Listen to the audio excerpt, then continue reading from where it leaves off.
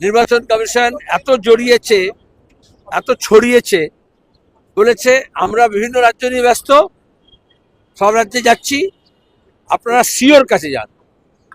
আমরা সিওর কাছে এসছি, কারণ এটা সিও ইসিআই আলাদা করে আমরা দেখি না।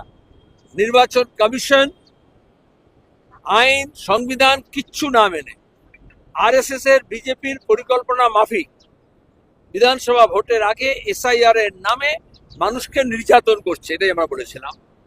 ম্যাপিং বলেছিল, তারপরে যখন ম্যাপিং হয়ে গেল, ম্যাপিং এর পরে আমরা দেখছি এখন অ্যাডজুডিকেশন। রাজ্য প্রশাসনের অফিসাররা একেবারে নিচুতলা থেকে উপরতলা পর্যন্ত এবং কেন্দ্রীয় প্রশাসনের অফিসারগুলো তারা ফেল করেছে, তারা লোড করেনি, তথ্য পেয়েও করেনি। রাজ্য প্রশাসন আরো ঝামেলা করেছে, যেসব তথ্য চেয়েছে, কিন্তু যেহেতু রাজ্য প্রশাসনের লোক বেশি নেই, অফিসাররা সব নির্বাচনের কাজে ব্যস্ত হয়ে গেছে বলে এসআইআর এর নামে, যার ফলে ডোমিসাইল সার্টিফিকেট ইত্যাদি যে ডকুমেন্টসগুলো নেওয়ার কথা পঞ্চায়েত, পুরসভা, সরকারের কাছ থেকে, সেগুলো 2 মাস ধরে পাচ্ছে না। তাহলে নির্বাচন কমিশন বলছে এই ডকুমেন্টগুলো নিয়ে আসুন, আর সবাই তো এগুলো রেডি রাখে না, যত অসহায় মানুষ তাদেরকে এইগুলো দেওয়া বন্ধ হয়ে গেল। আর যারা দিল, যাদের কাছে আছে থাকে, সেগুলো লোড করা হলো না। এগুলো ডেলিভারেটলি কেন্দ্র এবং রাজ্য সরকারের প্রশাসন এটাকে ঝুলাইনি, এটাকে বদমাইশি করেছে। এবং এখন দেখা যাচ্ছে নির্বাচন কমিশনের হাত থেকে নিয়ে, স্টেট অ্যাডমিনিস্ট্রেশনের হাত থেকে নিয়ে, সিওর হাত থেকে নিয়ে বললো অ্যাডজুডিকেশন, অর্থাৎ বিচারাধীন। যারা চুরি করলো, যারা মস্তানি করলো, যারা খুন করলো, যারা ফাইল চুরি করলো, কয়লা চুরি করলো, যারা চাকরি চুরি করলো, তারা বিচারাধীন নয়। আর সাধারণ মানুষকে, ভোটারদেরকে বলছে বিচারাধীন, যারা কোনো দোষ করেনি। এই জন্য আমরা আজকে এসেছি যে দ্রুত একটাও বিচারাধীন রাখা যাবে না। যে যা ডকুমেন্ট দিয়েছে, কোনো ভোটারকে ভোটার করা যাবে না, ডাউটফুল ভোটার করা যাবে না, বাংলাকে আসাম বানানো যাবে না। এবং তার সঙ্গে দাঁড়িয়ে যারা এর জন্য দায়ী, তাদেরকে শাস্তি দিতে হবে। মানুষের রাগ বাড়ছে, ক্ষোভ বাড়ছে।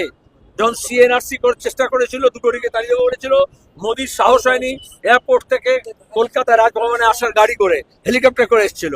রাত্রে কলকাতায় থাকতে পারেনি, গিয়ে বেলুড়ে চলে গেছিল, মনে আছে তোমাদের? তারপরে বিজেপি আর তৃণমূল কিরম গাঁটছাড়া বাঁধলো, মমতা গিয়ে চুপি চুপি রাজভবনে গিয়ে দেখা করলেন, নাটক করলেন, আর তারপরে যারা আন্দোলন করছিল তাদেরকে গ্রেপ্তার করলেন, জেলে পাঠালেন। আজকেও দাঁড়িয়ে আমরা যখন এসছি, লড়াই করছি, আমরা এটা দেখতে হবে যে সাধারণ মানুষ, বিশেষত মুসলমান সম্প্রদায়ের মানুষ, মতুয়া মানুষ, আদিবাসী, বিবাহিত মহিলা, প্রান্তিক মানুষ, দুর্বল অংশের মানুষ একেবারে টার্গেটেড। অ্যাসেম্বলি, জেলা এবং বুথ দেখলে বোঝা যাবে যে কিভাবে আরএসএস এর গেম প্ল্যান রাজ্য এবং জেলা এবং তার সঙ্গে হচ্ছে অল ইন্ডিয়া প্রশাসন মিলে নির্বাচন কমিশনকে দিয়ে এই কাজটা করেছে। আমরা আরএসএস এই গেম প্ল্যান ওটা জ্ঞানেশ কুমারকে দিয়েও করতে পারবো না, আর যারা জ্ঞান পাবি পশ্চিমবঙ্গে আছে তাদেরকে দিয়েও এটাকে পালন করতে দেবো না। সেলিম দা, আপনারা যখন বলছেন গেম প্ল্যান, রাজ্যের বিরোধী দলনেতা শুভেন্দু অধিকারী তিনি গতকাল বলছেন যে এই দেশের নাম হিন্দুস্তান, হিন্দুরাই থাকবে, এখানে কোনো সেকুলারিজম, নাস্তিকতা কিছুই চলবে না। এই মন্তব্যকে কিভাবে দেখছেন রাজ্যের বিরোধী? আমরা আমাদের আইনজীবীদের বলেছি এটার বিরুদ্ধে মামলা করতে হবে, কারণ একজন যখন শপথ নেয় এমপি, তখন সে এই ওথ নেয় যে সংবিধান অনুযায়ী কাজ করব, এবং সেখানে ধর্মনিরপেক্ষতা এখনো তো সংবিধানে লেখা আছে। তাহলে ধর্মনিরপেক্ষতার বিরুদ্ধে কথা বলছে। সে তৃণমূলের নেতা ছিল, তো মন্ত্রী ছিল, তখন তো ওথ নিয়েছিল, তখন সেগুলো সমস্যা হয়নি। তাহলে আমরা এটাকে, এই যে এসআইআর এর লগ্নে এই যে বিভাজনের রাজনীতি হচ্ছে, এবং যাদেরকে দিয়ে ধর্মীয় উন্মাদনা তৈরি করে পশ্চিমবঙ্গে একটা দাঙ্গা পরিস্থিতি তৈরি করার চেষ্টা করছিল, কিন্তু সফল হয়নি এখনো, সেটাকে আরএসএস বিজেপি আবার ওই চেষ্টাটা করছে, যাতে ধর্মীয় উন্মাদনা তৈরি হয়, ধর্মীয় বিভাজন তৈরি হয়, এবং একটা দাঙ্গা হাঙ্গামার পরিস্থিতি তৈরি হয়।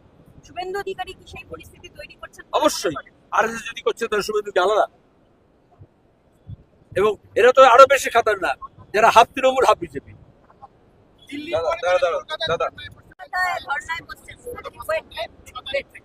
দিল্লির পরে কি বলছে, দিল্লিতে করেছে ভাবনা দিয়েছিল দিল্লিতে, তো একটার সঙ্গে একটা প্রশ্ন জুড়ে দিও না, কোনো পাবলিসিটি আমি চাই না। আমরা জানি আইপ্যাক অনেক টাকা পয়সা খরচা করে মমতা ইমেজ বানানোর চেষ্টা করছে, আরএসএস তাকে সাহায্য করছে, এবং এই গোটা নাটকটা হচ্ছে এটাই। প্রথম কথা হচ্ছে যখন নুপুর শর্মার সময়, যখন সিএর সময়, যখন ওয়াকফের সময়, যখন এখানে মানুষ বিক্ষোভ করছিল, মমতা বলেছিলেন দিল্লিতে যাও। 100 দিনের কাজের প্রশ্নে মমতা ব্যানার্জি আর তার ভাইপো তারা দিল্লি থেকে নাটক করেছিল। আর এখন যখন ইলেকশন কমিশনের বিরুদ্ধে লড়ার কথা তখন এখানকার ধর্ণা দিচ্ছেন। এখন কি বাংলা মানুষ তাকে বলতে পারে না যে দিল্লিতে যাও আর কি করো? শোনা যাচ্ছে যে ডোরিনা ক্রসিংটা 16 তারিখ পর্যন্ত পারমিশন নেওয়া আছে।